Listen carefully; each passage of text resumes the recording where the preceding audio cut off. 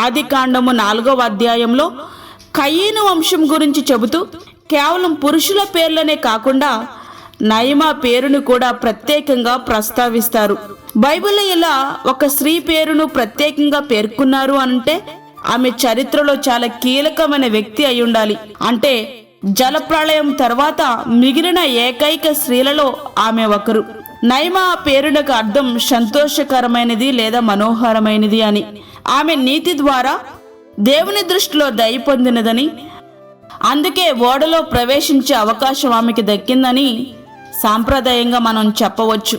క్లుప్తంగా చెప్పాలంటే బైబిల్లో ఆమె నోవాహు భార్య అని చెప్పబడలేదు, కానీ యూదుల చరిత్ర మరియు సాంప్రదాయ ప్రకారం ఆమెనే నోవాహు భార్యగా గుర్తిస్తారు.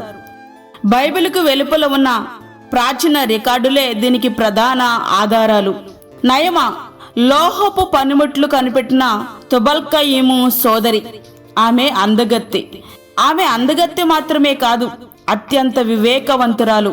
తన అన్న తయారు చేసే ఆయుధాలు ప్రాణం తీస్తుంటే ఆమె అదే లోహాలతో గృహోపకరణములు పనిముట్లుగా తయారు చేసి జీవనోపాధిని మెరుగుపరుస్తుంది. అందుకే ఆమెను అందరూ నయమా అనగా మనోహరమైనది అని పిలిచేవారు. చరిత్రను విశ్లేషిస్తే ఆదికాండము 4వ అధ్యాయము 19 నుండి 23 వచనాలు. ఈ వాక్య భాగంలో మనం చూసినట్లయితే కయీను వంశస్థుడైన లెమెకుకు వీరు 2 భార్యలు. బైబిల్లో ప్రస్తావించబడిన మొదటి బహుభార్యత్వపు ఉదాహరణ వీరిదే. చరిత్రను విశ్లేషిస్తే దేవుడు ఏదైనా తోటలో ఒక పురుషుడికి ఒకే స్త్రీని ఇచ్చి వివాహ వ్యవస్థను స్థాపించారు. కానీ కయీను వంశస్థుడైన లెమెకు దేవుని నియమాన్ని ఉల్లంఘించి 2 స్త్రీలను వివాహం చేసుకున్నాడు. ఇది మానవ చరిత్రలో నైతిక పతనానికి ఆరంభమనే మనం చెప్పుకోవాలి. ఆదా అంటే అలంకారము, సిల్లా అంటే నీడ.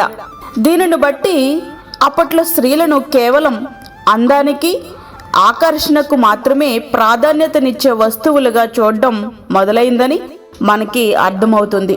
దేవుని నియమాన్ని అతిక్రమించడం వల్ల కుటుంబ వ్యవస్థలో గందరగోళం మొదలయ్యింది. లెమెకు తన భార్యల ఎదుట తన అహంకార చర్యను గొప్పగా చెప్పుకోవడం మనం చూస్తాం. ఆదికాండము 4వ అధ్యాయము 23వ వచనం.